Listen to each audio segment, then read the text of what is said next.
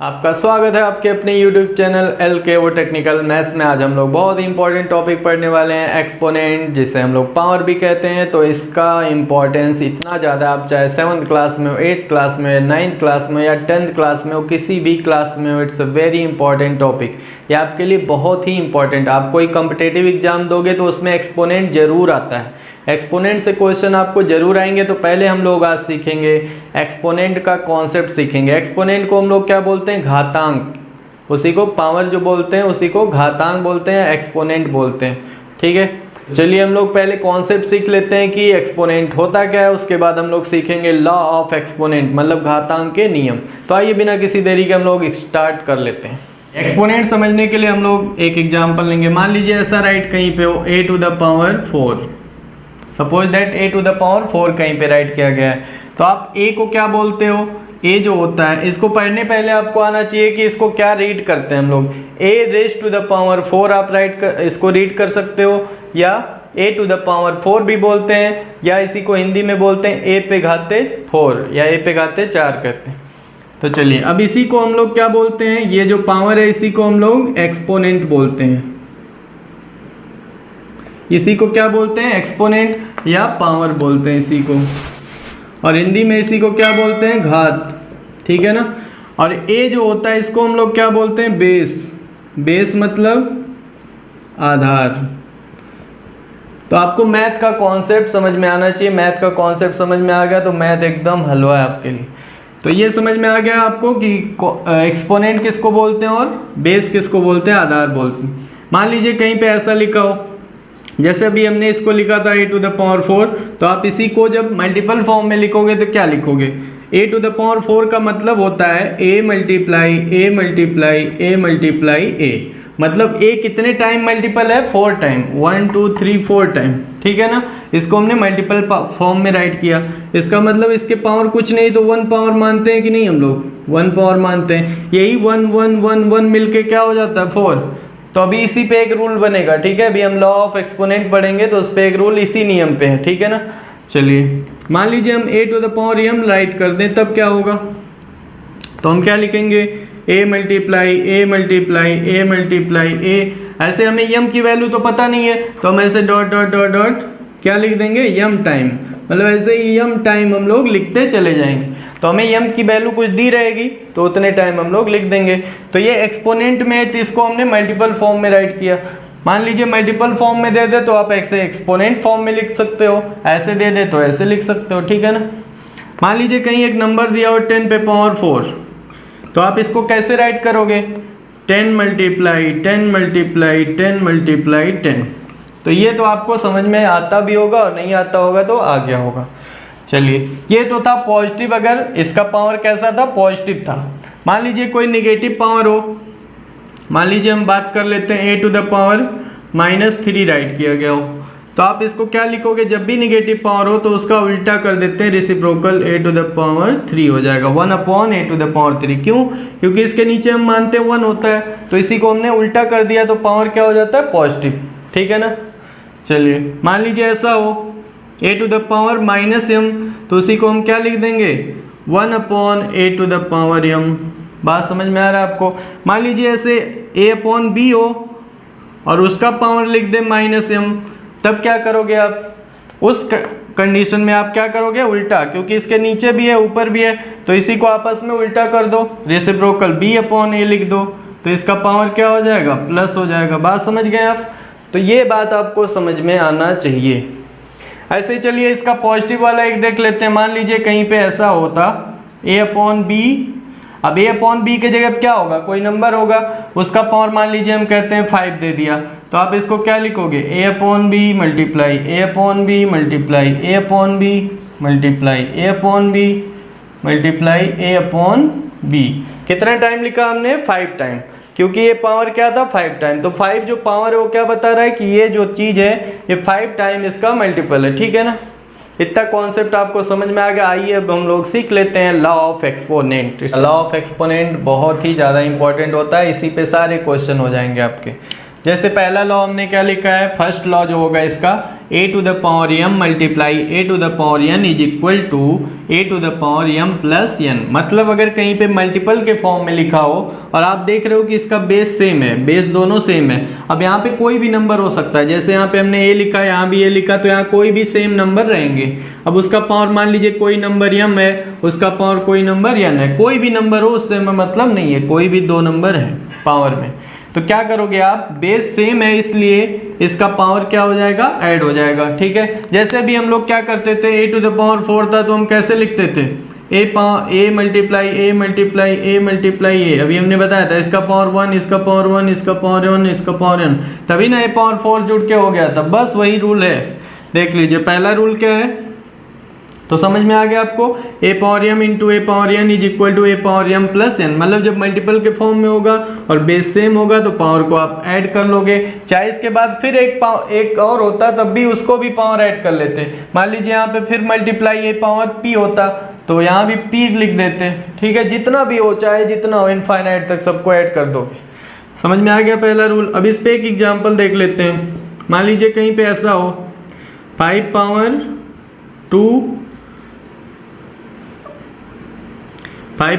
है multiply 5 power मान लीजिए यहाँ पे 6 है। ठीक है, दो नंबर है, इसका मल्टीप्लाई के फॉर्म में दिया हुआ है, ब्रैकेट लगाना जरूरी नहीं है। 5 पावर 2 इंटू 5 पावर 6, तो आप इसको क्या लिखोगे अकॉर्डिंग टू फर्स्ट लॉ, क्या हो जाएगा, बेस सेम है, पावर को आप ऐड कर लोगे। 5 पावर क्या लिखोगे, 2 plus 6 is equal to 5 power 8। तो आपको ये कॉन्सेप्ट समझ में आ गया होगा। ऐसे ही दूसरा एक एग्जांपल इसी पे ले लेते हैं। मान लीजिए आपको ऐसा दिया हो 4/5 to the power 3 multiply 4/5 to the power मान लो दिया हो 2। तो आप क्या करोगे, बेस सेम दिख रहा है आपको, तो क्या कर लोगे आप, पावर को ऐड कर दो। तो क्या लिखोगे, 4/5 पावर, इन दोनों को जोड़ लोगे, 3 और 2 कितना हो जाएगा, 5 डायरेक्ट लिख दे रहे हैं हम। ठीक है, तो बात समझ में आपको आ गया होगा कैसे आपको इस रूल का यूज करना है। चलिए अब दूसरा रूल हम लोग देख लेते हैं। अच्छा, एक क्वेश्चन और इस पे ले रहे हैं। एक क्वेश्चन मान लीजिए हम ऐसा लिखे हो 3/2 टू द पावर 5 और मल्टीप्लाई 2/3 टू द पावर मान लो हमने लिख दिया 3। ठीक है, इसको कैसे आप करोगे, अब तो बेस अलग अलग हो गया, कुछ लोग देख के ही सोच रहे होंगे अब कैसे करेंगे। तो कैसे करोगे आप, अभी हमने एक रूल बताया था आपको ना, क्या करोगे आप, 3/2 टू द पावर 5। अब इसको भी क्या बनाना हमें, 3/2, तो इसको क्या करेंगे, 3/2 बनाएंगे। तो इसका पावर, जब इसको हम उल्टा कर रहे हैं तो पावर क्या हो जाता है, पावर चेंज हो जाता है, माइनस में है तो प्लस हो जाता है, प्लस में है तो माइनस। तो यहाँ पे पावर क्या है, प्लस में, तो क्या हो जाएगा -3। अभी भी आप देखो बेस सेम हो गया तो पावर को अब ऐड करोगे, ऐड तो करोगे लेकिन ये ऐड होगा नहीं, क्या हो जाएगा ये सब्ट्रैक्ट, क्योंकि 3/2 पावर क्या लिख दोगे आप, 5 - 3, तो क्या आ जाएगा 2। हम लोग ऐड तो करेंगे लेकिन ये ऐड होगा नहीं, क्योंकि ये प्लस है माइनस है तो सब्ट्रैक्ट हो जाएगा, ये 2 आ जाएगा। तो समझ गए होंगे आप। अब सेकंड रूल में क्या है, सेम वही चीजें हैं, बस यहाँ बीच में क्या लग गया, डिवाइड का साइन। जब ऐसे डिवाइड का साइन लग जाएगा तब हम लोग क्या कर देंगे, पावर को माइनस कर लेंगे, पावर को माइनस कर लेंगे। और हम ये मान के चलते हैं कि m ग्रेटर देन n, मतलब m जो है वो बड़ा है n से। ठीक है, ये मान के चलते हैं। अब जैसा क्वेश्चन में होगा, अब मान लीजिए कोई एग्जाम्पल हम ले लिए, 5 to the power 6 divide by 5 to the power मान लीजिए हमने ले लिया 3। तो आप क्या करोगे, इसमें एक साथ लिखोगे 5 पावर 6 - 3, क्योंकि पावर को हम बस माइनस कर लेंगे, तो क्या हो जाएगा 5 पावर 3। तो आपको ये कॉन्सेप्ट समझ में आ रहा होगा। चलिए एक और ले रहे हैं हम। मान लीजिए ऐसा हो 5/6 to the power 5 divide by 5/6 to the power मान लीजिए 3 है। तो क्या लिख दोगे आप इसको एक साथ, 5/6 टू द पावर 5 में से 3 निकाल लोगे, 2 आ जाएगा। तो बात आप समझ गए होंगे, ये दोनों रूल समझ गए। चलिए तीसरा रूल देखते हैं। थर्ड रूल क्या है कि अगर कोई भी नंबर हो a to the power m, मतलब कोई नंबर है उसका पावर मान लीजिए कोई नंबर m है और उस पूरे का पावर कोई नंबर n है, तो इस सिचुएशन में हम क्या करते हैं, पावर का भी जो पावर है उसका क्या कर लेते हैं, मल्टीप्लाई, मतलब m और n की मल्टीप्लाई कर लेंगे। बेस वही रहेगा a⁴m इंटू n। तो ये रूल आप ध्यान रखना। तो इसका एक एग्जांपल ले लेते हैं हम। जैसे मान लीजिए कहीं पे लिखा हो 2⁻³ और उसका भी पावर दे दिया हो 4, ठीक है। तो आप क्या करोगे इस कंडीशन में, 2 क्या लिखोगे 3 × 4, मतलब 2 पे पावर क्या लिख दोगे आप 3 × 4 = 12। बात समझ गए आप। ऐसे ही एक और हम एग्जांपल मान लीजिए ले रहे हैं, 2 पे पावर 2, उसका पावर 3, फिर उसका भी पावर मान लीजिए 2 दे दिया। अब पावर का भी पावर, तो इस कंडीशन में सेम वही रूल होगा। इसका भी मान लीजिए पावर होता तो उसको भी मल्टीप्लाई कर देते। तो इसको भी आप क्या कर दोगे, 2 पे पावर एक साथ क्या लिखोगे आप 2 × 3 × 2, मतलब पावर को सबको मल्टीप्लाई कर दोगे। 2 × 3 × 2, मतलब लिख दोगे 2 पे पावर 2 3 × 6 2 × 12। अब जो भी आए मल्टीप्लाई करने पे आप लिख दोगे, ठीक है ना, ये लिख सकते हो। ये समझ में आ गया होगा थर्ड वाला रूल। चलिए फोर्थ रूल हम लोग देख लेते हैं क्या होगा। फोर्थ में क्या है, अगर कोई दो नंबर हैं अलग अलग, ठीक है, ए और बी कोई दो नंबर हैं, ये मल्टीप्लाई के फॉर्म में एक साथ हैं। अब इसका पूरे का पावर m है, तो आप क्या इसको लिख सकते हो, अलग अलग लिख सकते हो। a का पावर m, मतलब ये a का भी है और b का भी है, अलग अलग इसको लिख सकते हैं हम मल्टीपल के फॉर्म में, ठीक है ना। तो जैसे एक एग्जांपल हम ले रहे हैं, मान लीजिए हम लिखे हैं 3 × 4 और उसका पावर हम लिख दिए पूरे का 5। तो आप इसको क्या लिख सकते हो, 3 का पावर 5 अलग लिख सकते हो और 4 का पावर 5 अलग लिख सकते हो, ठीक है ना। ये आपको समझ में आ गया होगा। मान लीजिए यही मल्टीपल 2 × 3 हो और उसका पावर माइनस में दे दे तो -2 दे दिया। तब आप क्या करोगे, सब कुछ यही करोगे, 2 पे पावर -2 × 3 पे पावर -2। अब क्या कर दोगे, पावर प्लस बनाने के लिए इसको 1/2 लिख दोगे, बस इतना कर दोगे, इसका पावर 2 हो जाएगा। इसको 1/3 लिख दोगे तो इसका भी पावर 2 प्लस में हो जाएगा। तो ऐसे आप कर सकते हो।